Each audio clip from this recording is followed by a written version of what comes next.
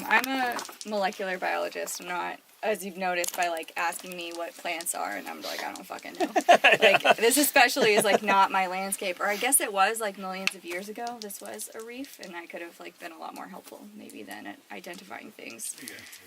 But now what I've studied is molecular biology, and the molecule of interest being like DNA is really the only thing I care about.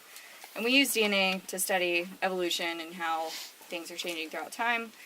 But that's like very recent. We've only known what DNA really was for like 60 years. So, but people had been doing a lot more, learning about natural processes and how we get life like without having the tools that I have, which is pretty cool. So, the one that comes to mind, like, what scientist, like, Darwin. Yeah, thanks.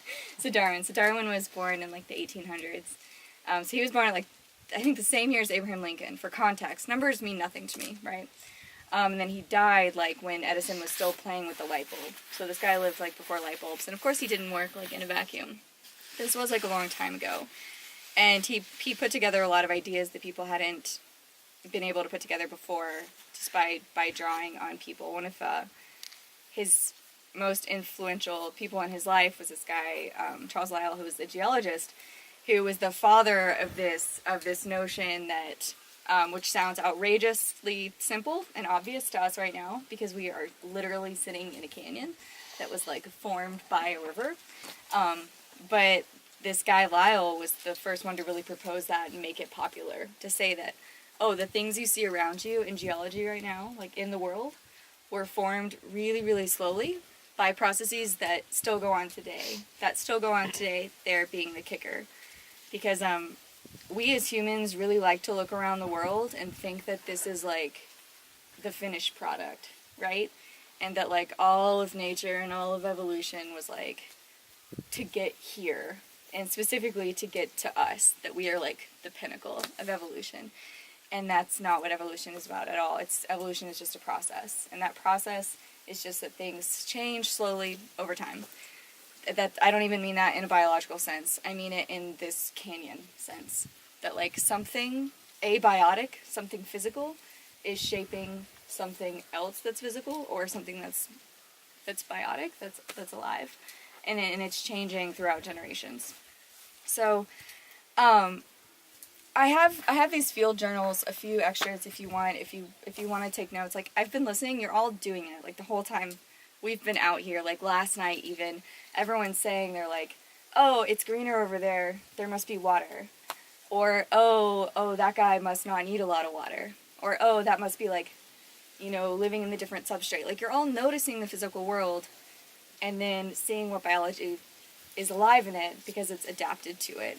And I might say some, like, kind of naughty things, some pretty anthropomorphic things. I might say, like, oh, yeah, that tree, like, wants to conserve water. The tree doesn't want to conserve water.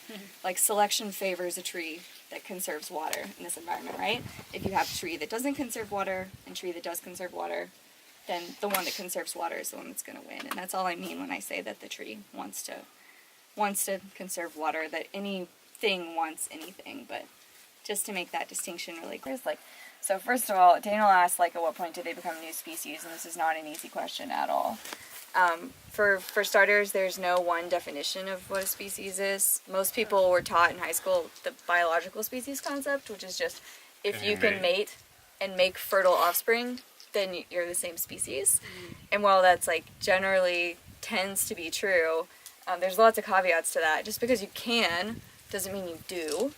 So what then do we say that things are different species when they just don't mate? Like, and I don't even mean like preference. Like for me, I work with corals, and these mass spawning, broadcast spawning corals that like once a year at like 10 p.m. on this random night in a full moon in August, they just release sperm and egg into the water. And they all do it at the same time on the reef. So then they mate with each other. There's another coral that does it at 8 p.m. on that same night. So they're not making babies with each other. If you take those eggs and sperm, you might be able to cross them, and you can make hybrids, but they're not going to do it in nature because they're never going to spawn at the same time. Or you can think of, so that's called allochrony. It's like a reason why things like would not be interbreeding. And if they do that for long enough, in this particular case, it seems to have been kind of a recent thing. If they do that for long enough, then sure, eventually they will diverge.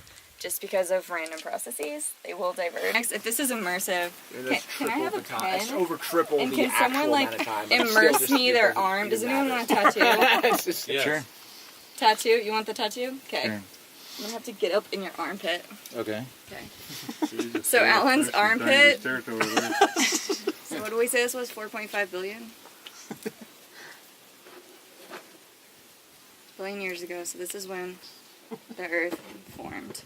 So, with, you know, some stuff. Didn't look like it did today, obviously. So, next guesses is, like, where on here do you think that, like, life started? Any life? Any life. Any life. Are we Like- writing these down again? Like, no, just like, Single-celled like, tell me bacteria? when, like, elbow, like, what do you think? 1 billion? Oh, Like, armpit I would hair. say- Oh, very early. That's No, like no. Oh, two. wait, armpit hair? Oh, back here? So we got armpit hair. I would say halfway down I the can't forearm, see. right? Is it Halfway like down here? okay? Yeah. Whoa. I think between I think the you're right. elbow and the shoulder. Between the Elbow elbow and and the the shoulder, shoulder? okay. Between Bicep I think it's like the territory. wrist. You think it's like the wrist? I think it's like just I think after. it's So just- just yeah, after. just the whole- I think it's right across Out, the wrist. out I think here? it's about right here. Yeah. Not. Okay. Yeah. Right. I'm going with the wrinkle on his. Wrinkle. Okay. A lot, yeah. It was at about 3.5 billion years. Okay. So if we're Every saying inch this is is around only 2, like- we're like, Yeah, we're like 100 here. million years. Alright. Life. So But like by life, we mean just like snot. snot. Yeah. Yeah. So specifically, Blackened. no, I mean this was like single cell, just like stuff. And like technically, and people say this is about 3.5. This is based on some of these like microfossils that just look like a pattern that no one's ever seen in nature before, like in geology, right? It's like not quite a crystal. They're like, oh, we think that these are, and they're microscopic. We think these were like little single-celled organisms. But then like kind of unequivocally, like, I mean, we definitely see like little celly things at like 2.5.